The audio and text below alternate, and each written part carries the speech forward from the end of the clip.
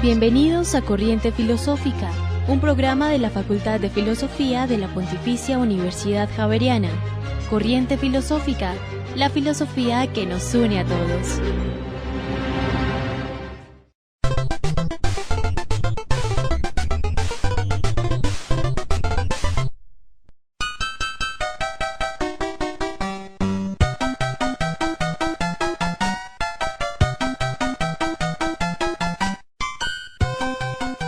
Muy buenas tardes, sean todos bienvenidos a este espacio de Academia Javeriana, un espacio para los amantes del verdadero conocimiento. En el día de hoy, en pos de esa búsqueda constante, efectuaremos un análisis filosófico de los videojuegos. Para este propósito, tenemos el honor de contar de nuevo con la presencia del profesor Manuel Darío Palacio de la Universidad de los Andes. Buenas tardes, profesor, y gracias por permitirnos contar con su experticia en ambos temas. Pues sepan todos los oyentes que el profesor es un amante no solo de la filosofía, sino también de los videojuegos. Buenas tardes, Olga. Muchas gracias por tu invitación. Es un placer para mí volver a estar en este espacio. Al hablar sobre los videojuegos, una de las primeras imágenes que se le vienen a uno a la cabeza es la de mundos extraños y misteriosos, plagados por monstruos o zombies, donde la prioridad para sobrevivir es la de ser el mejor guerrero del juego. Esta pequeña imagen se encuentra enmarcada no solo en un contexto histórico determinado y utópico, sino también en una serie de aspectos particulares y característicos del o los personajes. A esto se suma la construcción titánica de los escenarios que brindan al jugador una apreciación concienzuda del marco estético en el que el juego se encuentra. Sin embargo, para la gran mayoría de los individuos de la sociedad, el mencionar o el hacer referencia a algún aspecto o práctica de los videojuegos genera cierta burla, precaución y, por qué no, estigmatización de estos, por representar en el individuo aficionado a estos una etapa infantil no superada. Creo que podemos empezar por este punto para llevar a cabo el análisis del tema. Entonces, profesor, ¿cuáles son los estigmas que desde la sociedad se le imponen a los videojuegos y al amante de estos? Quizás podríamos hablar nosotros de dos estigmas fundamentales. Tú ya señalaste el primero y es un carácter de infantilismo. Y un segundo prejuicio o usualmente estigma que se tiene para los amantes de los videojuegos es la falta de seriedad. El infantilismo no es simplemente un prejuicio de nuestra cultura, es una concepción, si se quiere, antropológica. Cuando Huizinga escribe Homo Ludens, muestra que hay una estructura fundamental en el ser humano, en el juego del ser humano específicamente, que consiste en aprender todas aquellas cosas que le van a servir a lo largo de la vida, específicamente adulta, para desempeñarse como un miembro adecuado de la especie. En ese sentido, seguir jugando sería seguir siendo niño, no ser adulto, por lo tanto no estar preparado para la vida en sociedad. Por eso, antropológicamente hablando, es muy importante a lo largo y ancho de todas las civilizaciones y culturas del mundo los ritos de iniciación, y por lo general los ritos de iniciación implicaban quebrar la etapa de juego. Entonces digamos que no es simplemente un prejuicio, sino que hay una fundamentación de cómo nos hemos leído nosotros mismos como seres humanos en nuestra cultura occidental. Pero también hay otro estigma que es la falta de seriedad. El juego tradicionalmente es entendido como una simulación, su objetivo fundamentalmente entendido es la entretención, la diversión si se quiere, razón por la cual asumimos que aquel que juega no está tomando de manera seria los problemas que le competen como ser humano. Bien, ¿qué elementos históricos, estéticos, de reflexión y análisis del individuo se evidencian en los videojuegos como esa primera prueba de la existencia del pensamiento filosófico en ellos, profe? Eso es una cuestión supremamente importante, ¿no? Saber qué tipo de actividades humanas son susceptibles de prestarnos a nosotros un material para pensar sobre ellos. En términos generales, en tanto que la filosofía piensa desde el hombre, sus propias prácticas, su saber, su quehacer, etc., parecería que no tendríamos que separar o segregar algunas prácticas de otras. Sin embargo, nosotros lo hacemos, ¿no? Es mucho más fácil hacer una relación cine-filosofía, literatura-filosofía, que videojuegos-filosofía o cómics-filosofía. Estas últimas dos relaciones, aun cuando estarían legítimamente validadas en tanto que son prácticas humanas sobre las cuales podemos pensar, tradicionalmente son asumidas de poco serias, poco adultas, y en ese sentido pues tienen todavía una estigmatización. Ahora, los elementos históricos, estéticos y que nos podrían brindar un análisis filosófico son todas aquellas prácticas humanas que nosotros tenemos, objetivamos en lo que nosotros hacemos. En ese sentido, en el caso de los videojuegos, no se trata simplemente de hacer un juego para jugar. Ahí hay algo de nosotros. Por ejemplo, en el momento en el que nosotros hacemos un juego, o más aún, jugamos un juego, hacemos mundo.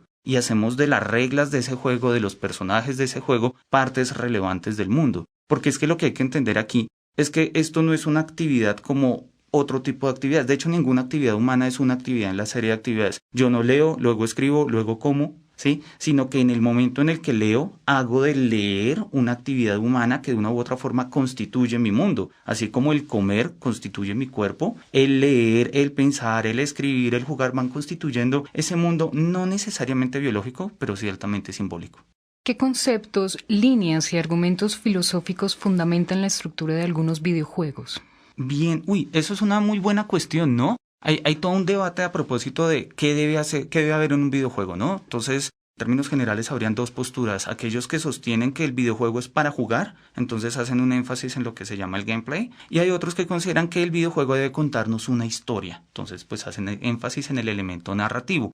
Digamos que esa discusión no se ha terminado de zanjar, sin embargo, hay críticos como Jesse Shell, un profesor estadounidense, que considera que hay 3 elementos que funcionan para explicar por qué un juego es divertido y en qué sentido podríamos establecer estos conceptos. Él considera que se tratan fundamentalmente de 3. Lo que nosotros podríamos llamar el interés inherente, ¿sí? El juego debe interesar para que de una u otra forma atraiga. Lo que se llama la proximidad psicológica, debe permitir algún tipo de identificación con la situación o con los personajes, y lo que se llama la poética de la presentación, ¿sí? Entonces, la manera en que el mundo es recreado, que va desde la paleta de colores utilizada hasta la configuración propiamente hablando de la interacción con el mundo. Entonces, si uno mira un poco lo que está pasando ahí, resulta que en los videojuegos se pone en manifiesto todo aquello que, filosóficamente hablando, Dilthey o Heidegger hablaban respecto a la configuración de una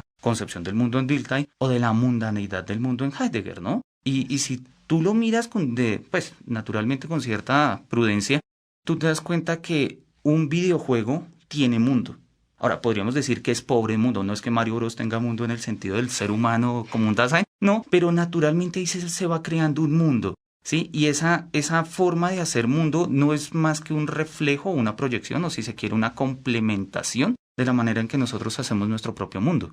Profesor, ¿hasta qué punto las historias desarrolladas por los diferentes videojuegos evidencian la realidad existencial del individuo en una realidad alterna?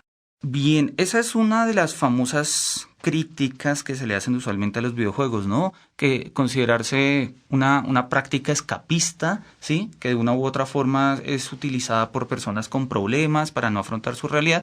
Es cierto, pero no pasa solo con los videojuegos, ¿no? Pasa con la literatura, pasa con el cine, pasa con el cigarrillo, pasa con el café. Es decir, cualquier práctica humana es susceptible de servirme de resguardo para todos mis problemas. Y digamos que eso es una cuestión patológica, no expresa lo que significa la práctica humana desarrollada en ese contexto. Ahora, estas historias o estos juegos sí desarrollan naturalmente realidades alternas, pero podríamos ampliar la pregunta: ¿qué realidades alternas no lo son? La literatura abre un mundo, podríamos decir alterno. La física abre un mundo. O sea, yo no vivo en un mundo de átomos, sí lo vivo, pero no es como yo percibo el mundo. La literatura me abre un mundo, la biología me abre un mundo, los juegos me abren un mundo. Y lo interesante es sencillamente reconocer que en estas aperturas de mundo es donde adquiere valor la experiencia humana. Porque una experiencia humana que solo se entienda como flujo eléctrico en las neuronas, movimiento atómico de los cuerpos, es pobre, es completamente pobre. Entonces digamos que estas historias terminan básicamente abriendo el horizonte de las experiencias humanas a nuevos mundos. Bien, vamos a una pausa y volvemos en Corriente Filosófica hablando sobre filosofía y videojuegos.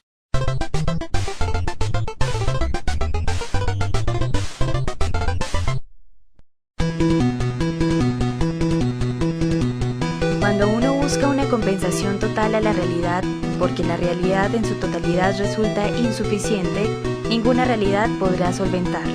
Odo Marcuar.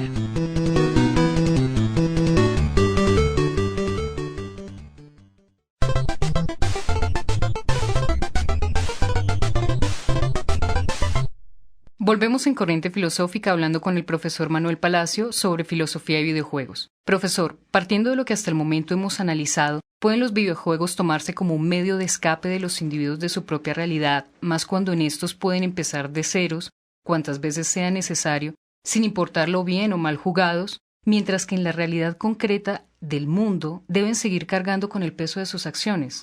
Yo no creería que eso pueda leerse de una manera tan radical. Ciertamente, y como ya lo habíamos mencionado, los videojuegos son pensados muchas veces como una vía de escape, pero realmente nosotros llevamos a cuestas aquello, incluso lo que nosotros queremos escapar. Entonces, en este sentido, las prácticas humanas, en este caso los videojuegos, nos sirven a nosotros más que para evadirnos, para compensar, para descansar, si se quiere, este tipo de realidades que pueden resultar altamente difíciles. Y eso es lo que incluso a un nivel de infancia funciona, pero sobre todo en la vida adulta está desarrollado con el pasatiempo. Heidegger, en un texto que se llama Los conceptos fundamentales de la metafísica, Finitud, mundo y soledad, le dedica todo un gran apartado al tema del aburrimiento y se da cuenta que la primera forma del aburrimiento es que yo me aburro de algo. Aburrirse de algo es aburrirse exactamente de lo que me formulas en esta pregunta, una realidad pesada. ¿Y qué es lo que yo quiero que pase? No puedo negar la realidad pesada por más que la quiera negar. La forma que yo tengo es pasar el tiempo. Y quizás parte del juego más reivindicado en la vida adulta son los pasatiempos, que están desde los sudokus, que ayudan al desarrollo cerebral, ¿sí? Y hay otro tipo de juegos, crucigramas, pero en el fondo están pensados como pasatiempos. Mi lectura siempre ha sido que los videojuegos no son meros pasatiempos, son ejercicios, si se quiere, de lectura y escritura. Me acuerdo mucho de un texto de Borges, o bueno, quizás es una tesis transversal a Borges, de que toda relectura es una reescritura. Cada vez que yo leo un texto lo reescribo de nuevo, ¿no? Esa es la famosa tesis que subyace al texto de Borges, Pierre Menard, autor del Quijote. ¿Sí? Cuando Pierre Menard escribe el Quijote, escribe el mismo de Cervantes, pero el de Pierre Menard es mejor porque está leído, escrito, en otro momento histórico, bajo otras circunstancias, etcétera, etcétera, etcétera. Y de la misma manera que uno no lee 2 veces el mismo libro, uno no jugaría 2 veces el mismo juego. Llego con una carga diferente de lo que yo soy, de lo que yo he vivido, tanto un libro como un juego, razón por la cual el juego me dice cosas distintas, si soy capaz de leerlas, claro está. Desde las diferentes frases y los argumentos que manejan los videojuegos, yo creería que sería interesante analizar qué similitud existe entre los personajes de algunos videojuegos y de las historias en las que se encuentran con los grandes pensadores y sus postulados. Sí, de acuerdo. Es quizás un modelo muy importante en los videojuegos el que siempre haya un tutor y un aprendiz. Ahora, eso no se lo inventó la industria de los videojuegos, eso tampoco se lo inventó la narratología. Eso es básicamente la estructura de los mitos. Joseph Campbell postula esa tesis, ¿no? En muchos de sus textos sobre mitología y análisis mitocrítico y demás, considera que realmente las historias funcionan de una manera muy fácil. Hay un mentor que instaura y enseña a un aprendiz que debe emprender una aventura y enfrentarse contra un enemigo. Y eso es válido en la literatura, desde el poema El Gilgamesh hasta la última película de Star Wars en el cine, ¿sí? Entonces digamos que nosotros tenemos lo que podríamos llamar esos mitemas. Naturalmente se reflejan en los videojuegos. Ahora, si nosotros quisiésemos establecer como una relación personaje-personaje, ciertamente podríamos encontrar muchas relaciones. ¿Qué pasa? El mundo de los videojuegos es sumamente amplio, ¿sí? Es decir, es como el mundo de la literatura. Naturalmente no estoy haciendo una comparación tan desproporcionada, sino a lo que me refiero es que la producción es muy prolija. Entonces cada vez se están publicando más juegos, así que podríamos encontrar en distintos juegos distintas relaciones. Pero podríamos aventurarnos algunas, ¿no? Hay un juego muy de mi agrado que se llama Ego Dragonis. El juego es bien divertido, se supone que tú eres un cazadragones y terminas volviéndote un caballero dragón, o sea, alguien que puede convertirse en un dragón. Entonces, pues ya la contradicción, muy humana por cierto, está puesta. Y a lo largo del juego te vas encontrando en reiteradas ocasiones con alguien que se llama el sabio. Y este sabio es una persona que ha estado sentada 800 años sobre una piedra, que ha visto pasar el mundo y que habla con los transeúntes. Y cuando tú llegas, él realmente no te dice nada, sino que te pregunta. Y es sabio no por lo que dice, sino por lo que pregunta. Y naturalmente tú te acuerdas de Sócrates Sí.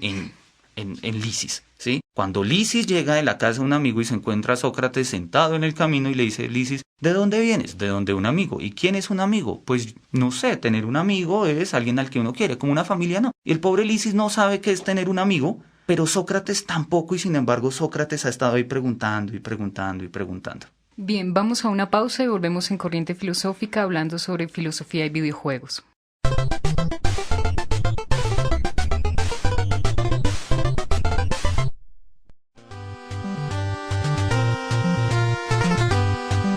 La ficción imaginativa significa ensayos de vida, en los cuales el hombre asume y vive imaginativamente vidas distintas de la suya real.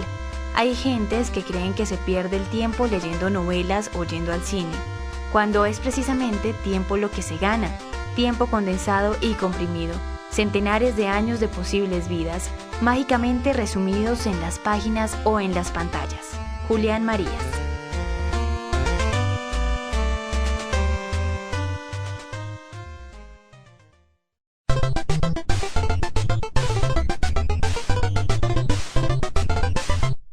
Volvemos en Corriente Filosófica hablando sobre filosofía y videojuegos. Profesor, desde el pensamiento de los grandes filósofos, ¿qué evidencia de reflexión existe por este espacio alterno, si se quiere ilusorio en parte, donde el individuo se desenvuelve? El ejercicio de reflexión siempre implica un ejercicio de volver sobre uno mismo. Si se quiere, para ponerlo en términos socráticos, es un conócete a ti mismo, o en términos mucho más actuales es una autognosis, o sea, un ejercicio de cuidado de sí, de conocimiento de sí. En este sentido, podríamos encontrar una evidencia en el ámbito de los videojuegos de este ejercicio reflexivo. Quizás en prácticas tan simples como lo que se llaman los Role Player Games, RPG, ¿sí? RPGs, que consisten básicamente en juegos donde el personaje se va desarrollando, tiene que volver sobre sus pasos, desarrollar sus habilidades, sus competencias, etc. Y en la mayoría de RPGs que tienen muy buenas historias por lo general, esas reflexiones implican cambios narrativos, tanto así que hay juegos que incluso te pueden presentar múltiples finales. Y eso es completamente interesante porque quiere decir que en la manera en que tú desenvuelvas tu propio personaje, ¿sí?, puedes desenvolver la misma historia del juego. Eso quiere decir que por más que sea un sistema de código programado, animado, instrumentalizado, de todas maneras hay una interacción con el mundo del videojuego. Por eso, y yo insisto siempre en esta tesis, que es que estos espacios, particularmente en el espacio de los videojuegos, no se trata simplemente de un proceso alienante, que puede serlo, sino que se trata de un proceso de creación de mundo. Se hace evidente que los videojuegos son un punto crucial en la toma de decisiones, pero ¿hasta qué punto lo que puede ser calificado de amoral y poco ético en estos no es más que el reflejo de la falsa moral y ética del individuo en la humanidad, por nombrar unos pocos aspectos de su miseria? Sí, eso es completamente cierto. Hay toda una discusión en el mundo de los videojuegos y es sobre con qué es lícito jugar. Y lícito no solamente jurídicamente, sino incluso moralmente. Nos recuerda la vieja discusión romántica del Lessing, ¿no?, con el Laoconte. Cuando encuentran la famosa estatua del Laoconte, que acá en la biblioteca La Javeriana había una réplica muy bella, se da esa discusión. Si ustedes han visto la estatua, se trata de una expresión del dolor humano. Y la pregunta del Lessing en el Laoconte es, ¿hasta qué punto es lícito al arte representar el dolor humano? Podríamos hacernos la misma pregunta con los videojuegos. Hace no mucho ocurrió un escándalo bastante complicado, un juego prohibido a nivel mundial, que pese a todo salió por internet, se llama Rapley, y se trata de un juego, es de origen japonés, se trata de un juego en el que el personaje debe violar a 3 muchachas. Naturalmente eso generó un gran escándalo. La Comisión Internacional de Defensa de los Derechos de la Mujer sacó un texto muy bello que se llama "Con los derechos de la mujer no se juega", estableciendo que, es decir, hay límites. Naturalmente, ¿cómo ponemos esos límites? La forma más fácil son límites jurídicos.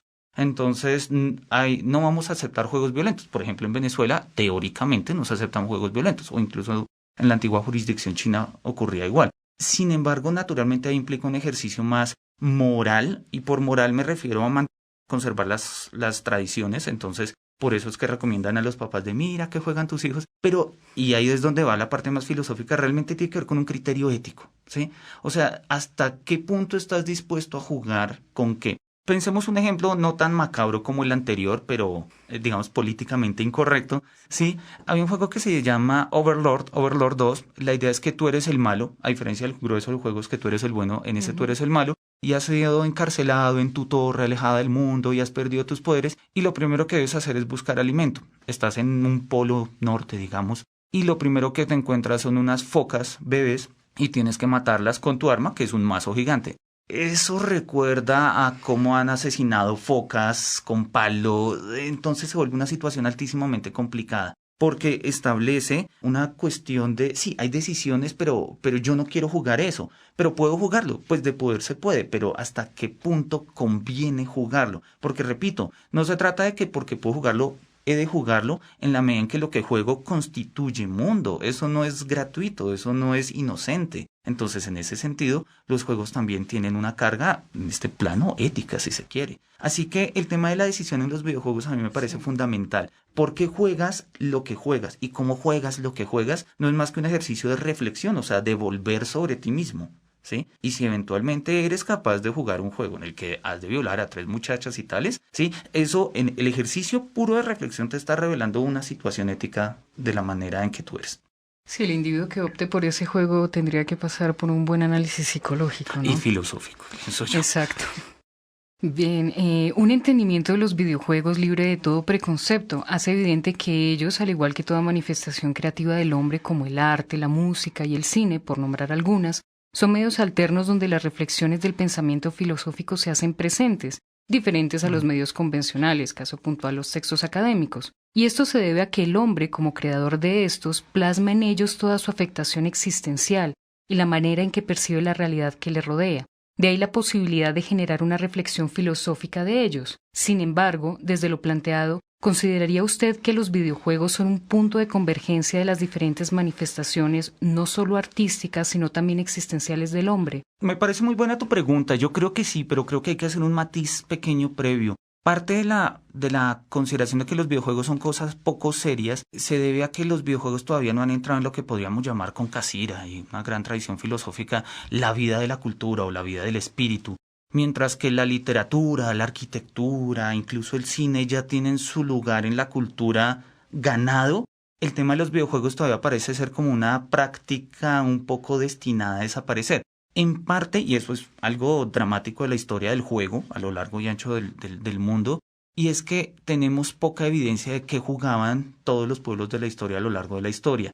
Entonces eso ha implicado que tradicionalmente el juego no logre anquilosarse, no logre obtener su puesto en nuestra historia de la cultura. Sin embargo, para nosotros esta situación es muy importante porque quizás por primera vez tenemos la posibilidad de hacer que los juegos perduren, ¿sí? Eso está a la orden del día. Xbox acaba de anunciar la retrocompatibilidad de una consola con la... Es decir, no hay que deshacerte de tus juegos anteriores, puedes seguir jugando, porque de todas maneras parte de la idea es que tú puedas llevarte esos juegos y la portabilidad de los juegos, por ejemplo, es una de las premisas de Nintendo, ¿sí? Ellos inventaron las consolas portátiles, parte de la pantalla del Wii U es ese objetivo, etcétera, etcétera. Entonces yo creo que precisamente en la medida en que hemos logrado portar y cargar con nuestros juegos, ¿sí? Y no solamente de una manera en un dispositivo que lo hacemos, sino ya a un nivel cultural, hemos podido centralizar en el videojuego una serie de expresiones humanas, ¿sí? Entonces, no es solamente el juego, que lo hay, es la técnica para hacerlo, es la música que lo ambienta, es la historia que se cuenta.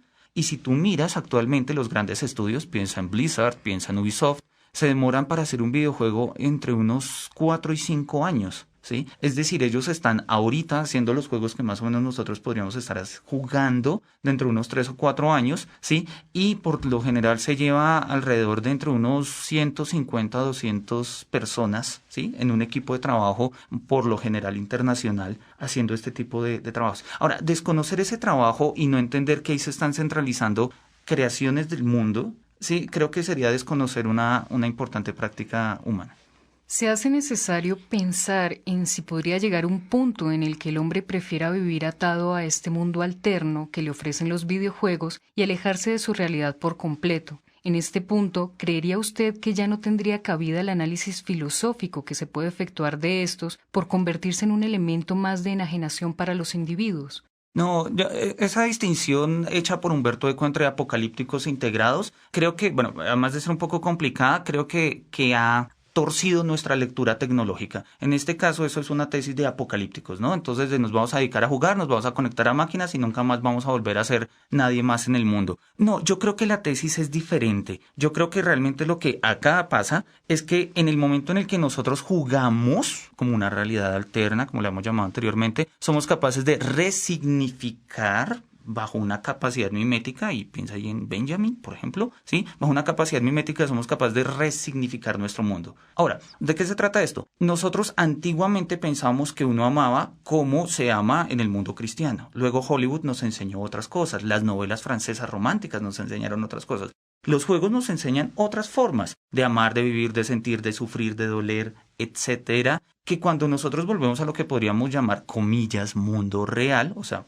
el mundo que no son estos mundos alternos, seguimos cargando con esos otros mundos. Así que yo empezaré a amar, empezaré a jugar, a vivir, a conducir como seguramente he amado en los juegos, he conducido en los juegos, etcétera, ¿no? Hay muchos estudios, hay muchas revistas internacionales sobre el tema de videojuegos. Lamentablemente en Colombia no hay ninguna. Podríamos pensar con el paso del tiempo ofrecérsela a la Universidad Javeriana.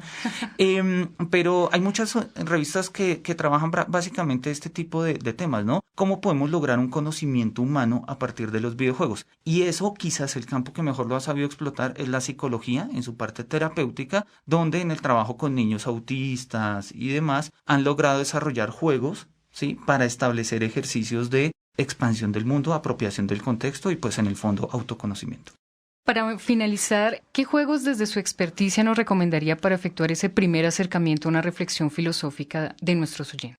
Bueno, hay muchos juegos, naturalmente este es mi gusto y son tendenciosos, pero yo les ofrezco quizás una variedad de juegos indie. Les recomendaría el juego de The Cave, La Cueva, otro muy bueno es Bright, y quizás en este mismo contexto Limbo.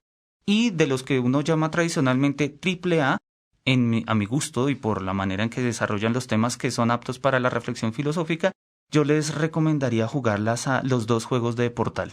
Genial, profe, muchas gracias. Desafortunadamente, el tiempo es insuficiente para profundizar en nuestro análisis filosófico de los videojuegos. Les agradecemos al profesor Manuel Palacio por su amable compañía y por permitirnos entender y descubrir el fundamento filosófico que se halla imperceptible en los videojuegos, siempre presto a ser encontrado por las mentes más agudas. Esperamos contar con su compañía en una próxima ocasión, profesor. Muchísimas gracias a ti por la invitación y claro que sí, estaré aquí en una próxima ocasión. Gracias.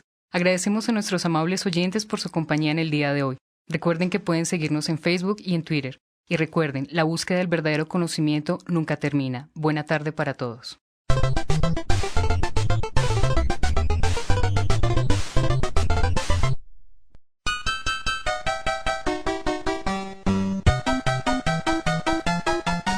Les acompañamos Olga Restrepo en la conducción, Sebastián Amaya en la ingeniería de sonido y Angie Cárdenas en la producción.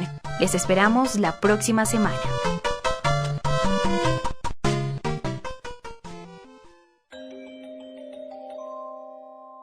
Corriente Filosófica, la filosofía que nos une a todos. Escúchenos todos los jueves a las 4 de la tarde por Javeriana Estéreo Sin Fronteras.